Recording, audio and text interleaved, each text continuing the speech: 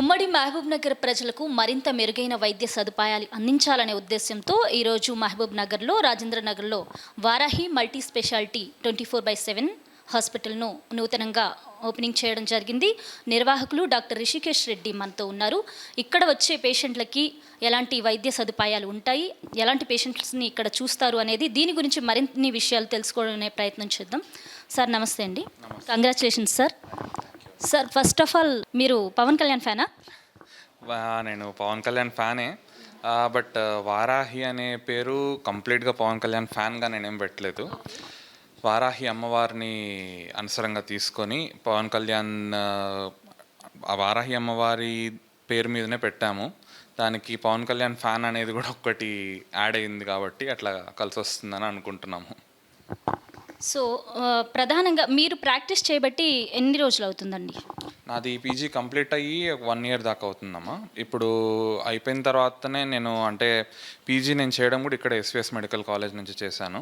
So నేను almost 4 years నుంచి మహబూబ్ నగర్లో అండ్ మహబూబ్ నగర్ చుట్టుముట్టు వచ్చే పేషెంట్స్ని కానీ వాళ్ళ మైండ్ సెట్ ఎట్లా ఉంటుంది అండ్ వాళ్ళు ఏం ఎక్స్పెక్ట్ చేస్తున్నారు ఒక డాక్టర్ నుంచి అండ్ వాళ్ళు వైద్య సేవలు ఎట్లా కోరుకుంటున్నారు అనేటిది నేను తెలుసుకుంటూ ఉన్నాను, చూస్తున్నాను పేషెంట్స్ మైండ్ సెట్ని. ఈ 4 years నుంచి చూస్తున్న పేషెంట్స్ మైండ్ సెట్ని వాళ్ళు ఏం కోరుకుంటున్నారో ఒక వైద్యుల నుంచి డాక్టర్ నుంచి అనేది తెలుసుకొని నేను లేట్ చేయొద్దు, మనము ఇమీడియట్గా పెట్టేసి పేషెంట్స్కి సేవ చేయాలి, చూడాలి అనే ఉద్దేశంతోనే ఇది తొందరగా పెట్టడం మొదలైంది అనమాట. ఇది అంటే ప్రస్తుతం మీరు 1 year నుంచి చేస్తున్నానని చెప్పారు కదా. ఇక్కడ ప్రజలకు ఇప్పటికీ కూడా ప్రజల్లో ఎలాంటి థాట్ ఉందని ఇక్కడ మహబూబ్ నగర్ మున్సిపాలిటీ నుంచి కార్పొరేషన్కి ఈ మధ్య మారినప్పటికీ కూడా ఎక్కడైనా క్రిటికల్ కేసెస్ ఏమైనా ఉంటే లోకల్లో ఉన్న హాస్పిటల్స్కి వెళ్తే వాళ్ళు సిటీకి తీసుకెళ్ళండి, ఇది మా వల్ల కాదు అనేటట్టే ఉన్నారు.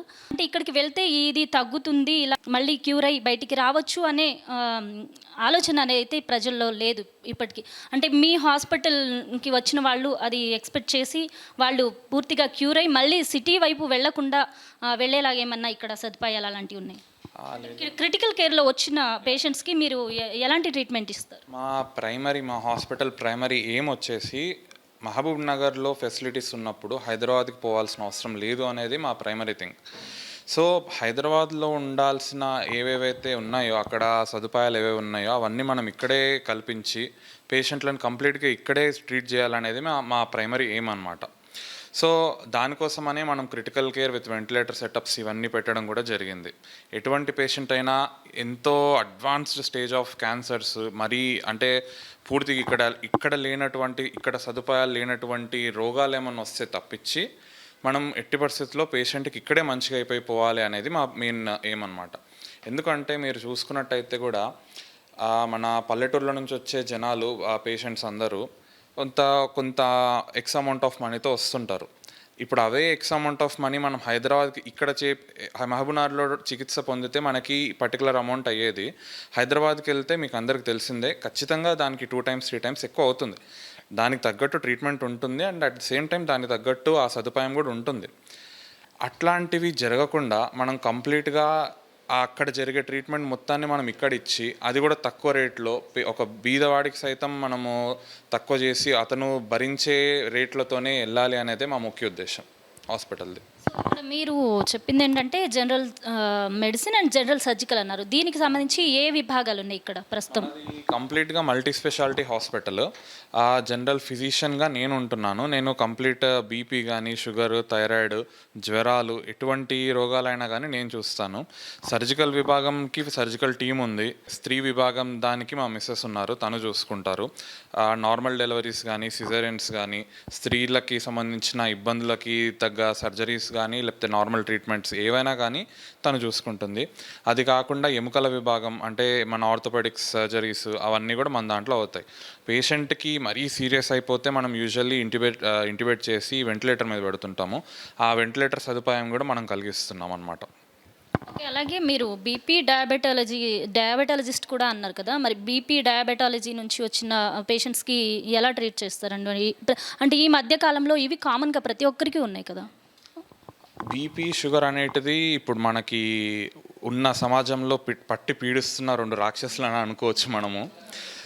ఆ బీపీ షుగర్ వచ్చిన వాళ్ళకి మనము ఇంకా కాంప్లికేట్ కాకుండా చూసుకోవడం అనేది మన ప్రైమరీ ఎయిమ్. అది రాని వాళ్ళకి నెక్స్ట్ రాకుండా చూసుకోవడానికి ఏమేమి మెజర్స్ తీసుకోవాలి, ఏమేమి ఫుడ్ తినాలి, ఏంది అనేది మేము కంపల్సరీ పేషెంట్స్కి చెప్పే పంపిస్తుంటాం. సో 35+ వచ్చింది అంటే ఆబ్వియస్లీ మనకి ఫిజికల్ యాక్టివిటీ ఈ మధ్య తగ్గిపోయింది కాబట్టి బీపీ కానీ షుగర్ కానీ ఇట్లాంటివి అటాక్ అయ్యే ఛాన్సెస్ చాలా ఈజీగా అవుతున్నాయి.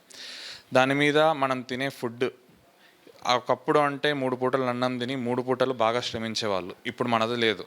ఫుడ్ తింటున్నాము, ఏం పని లేదు, ఐదర్ మంచిగా ఫోన్ చూసుకోవడము, లేదంటే ఒక టేబుల్ చైర్ వేసుకొని దానిలో కూర్చోవడం, ఇదే జరుగుతుంది.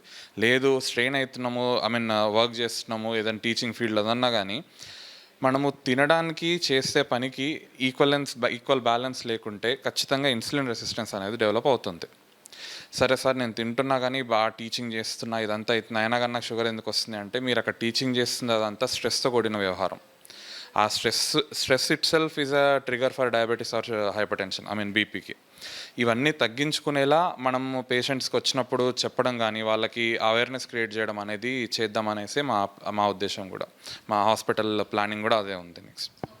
అండ్ ఇంకొకటి, ఇప్పుడు ఉమ్మడి మహబూబ్ నగర్ ప్రాంతం నుంచి కూడా ప్రజలు వస్తుంటారు కామన్గా. ఇప్పుడు అంటే ఆర్థిక పరిస్థితి కాస్త బాగాలేని వాళ్ళు కూడా ఉంటారు. కొంతమంది గవర్నమెంట్ హాస్పిటల్లో వెళ్ళినప్పటికీ సరైన చికిత్స కొన్నిసార్లు అందక మన ఇలా ప్రైవేట్ ఆసుపత్రికి వస్తూ ఉంటారు. వాళ్లకు ఖర్చు అనేది కొంచెం వాళ్ళు పెద్ద అంటే ప్రైవేట్ హాస్పిటల్కి వెళ్తున్నాం కదా, ఖర్చు బాగుంటుందేమో అని భయపడుతూ ఉంటారు. అలాంటి ప్రజల కోసం మీరు ఎలా అంటే వారిని ఏ విధంగా ట్రీట్ చేస్తారు? వాళ్ళు వచ్చే అవకాశాలు ఉన్నాయి?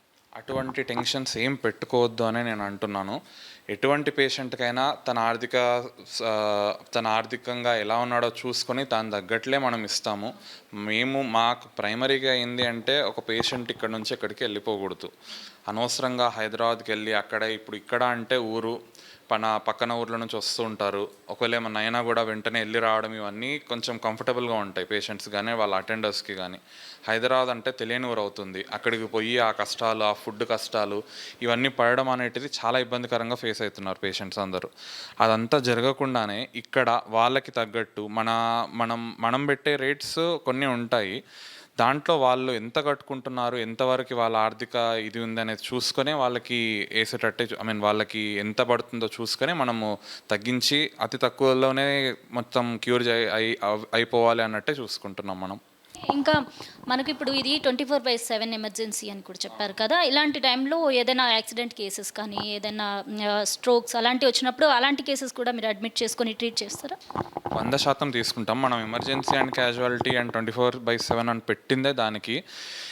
24 గంటల్లో వారంలో ఉన్న ప్రతి ఒక్క నిమిషంలో ఎప్పుడు ఏ నిమిషం ఎవరికి ఏం ప్రాబ్లం వచ్చినా, ఎటువంటి ప్రాబ్లం వచ్చినా మన దానికి రావచ్చు.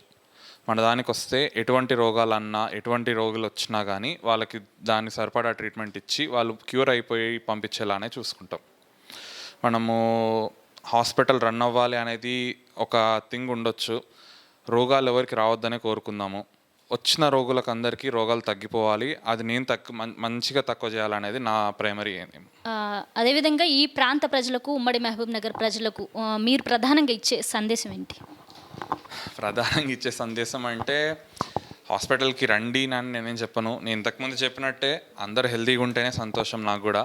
ఇన్ కేస్ ఏమన్నా హెల్త్ అటు ఇటు అయితే సరేలే తగ్గుతుంది అని చెప్పేసి డ్రాగ్ చేసుకొని ఒక 10 రోజులు 20 రోజులు అయిన తర్వాత మన దగ్గరికి రావడం, ఆ లేట్ స్టేజెస్లో వచ్చినప్పుడు మాకు వచ్చే కాంప్లికేషన్కి మీరు ఎర్లీ స్టేజెస్లో వచ్చినప్పుడు మేము చూసే ట్రీట్మెంట్కి చాలా డిఫరెన్స్ వస్తుంది. మీకు ఏదైనా ఇబ్బంది వచ్చినప్పుడు ఇమీడియట్గా రావడము, లేకపోతే 1-2 డేస్కి వచ్చేస్తే అప్పుడు మీకు తగ్గే రేట్ ఎంత తొందరగా తగ్గుతుంది అనేది మీరు ఊహించలేరు. మీరు అలానే ఏం కాదు, చిన్న దగ్గే కదా, లేకపోతే చిన్న జ్వరమే కదా అని చెప్పేసి మందులు వాడకుండా, పరీక్షలు ఏం చేయించుకోకుండా అట్లానే ఇంట్లో ఉండి ఒక 10-20 డేస్కి మన దగ్గరికి వస్తే అది టూ మచ్ కాంప్లికేట్ అయిపోతుంది.